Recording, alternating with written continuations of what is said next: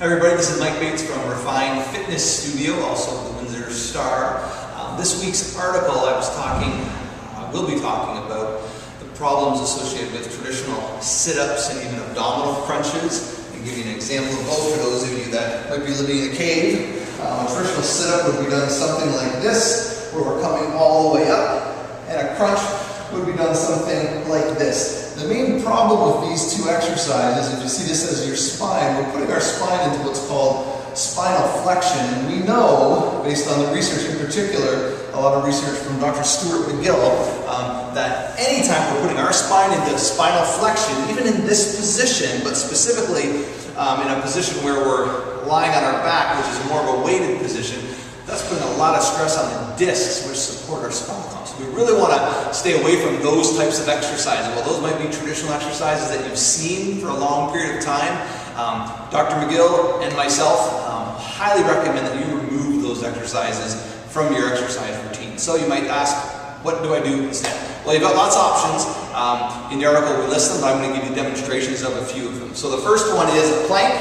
One of the more popular exercises available. I'm going to give you kind of an average Joe's way to do a plank. We're going to start from our knees, extend our elbows out so that our elbows are right below our shoulders, and we're going to hold this position. Most people should be able to hold this position for about 30 seconds. If you hold this for 30 seconds and have no problem whatsoever, you could get up onto your toes and hold that position. Main thing that we're looking for while we're holding this position is that our hips, our upper back, and our neck stay in perfect alignment. So I'd like to think I'm in pretty good alignment here as opposed to letting my hips drop down, letting my neck drop down here, or even my hips up too high. We want to hold this position just like so. So that's a regular plank, again from your knees or from your toes.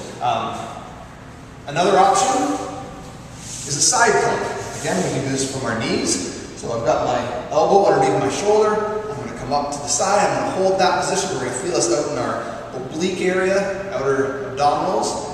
If this isn't difficult for you, you may get up into this position from your toes and hold that position. Again, I'm looking for perfect alignment, my neck, my hips, and my back. Okay, so a plank, a side plank. The next one, an exercise some of you may not be as familiar with. I'm going to grab my exercise ball. This one is called Stir the Pot. Dr. McGill's made this one a lot more popular than it ever was prior to. So with an exercise ball, you're going to get into a plank position, or we're going to get into a rotational movement from our elbows. Okay? So I'm in this position here, similar to a plank, but the difference is that I'm going to make circular motions like so. Again, similar to stirring a pot. What I'd suggest is anywhere from 10 to 20 circular motions one way, and then reverse it and do it the other way. And again, what I'm looking for is perfect alignment, my neck, my upper back, and my hips. So I'm not coming down to here, I'm not in this type of a position. Great exercise. If you've never done that, you're really going to feel it burning in your abdominals. Okay, next exercise, another great exercise for the whole core. When we talk about the core, we're talking about our entire abdominal area, our obliques, and our lower back. All extremely important for preventing lower back problems. So next exercise is an exercise called the bird dog.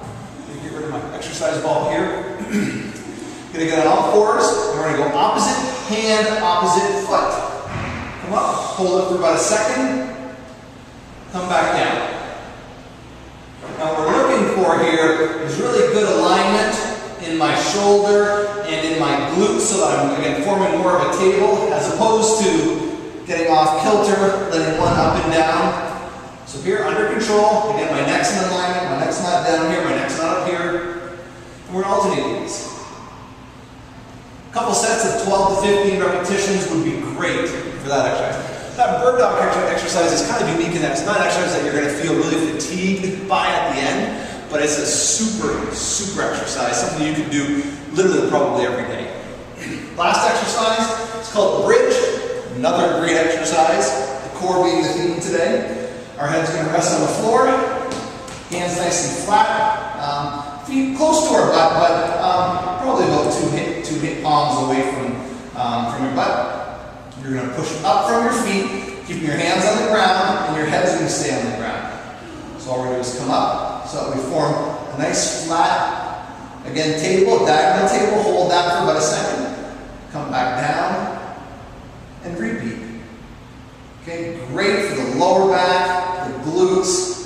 hamstrings, and even the front of your hips. All really important exercise for overall stability throughout that core. Again, a couple sets, 12 to 15 repetitions. If you want to mix this up or just increase the intensity a little bit, you can try this. And for most people that haven't done this before, this is a perfect starting point. If you've done this before, to increase the intensity a little bit, you can try this with a single leg. Just coming up and down. And you repeat that on each side about the same amount of times. A couple sets, 12 to 15 repetitions. Okay? So those are some great options for you that can be exchanges for the traditional sit-ups and crunches, which again, all the research that we've got today, we know that those are two exercises that you really want to take out of your repertoire, and you can exchange them with any, or depending where you're at, all of those exercises I just showed you. So thanks for visiting Refined Fitness in the Windsor Star today, and we'll talk to you again soon.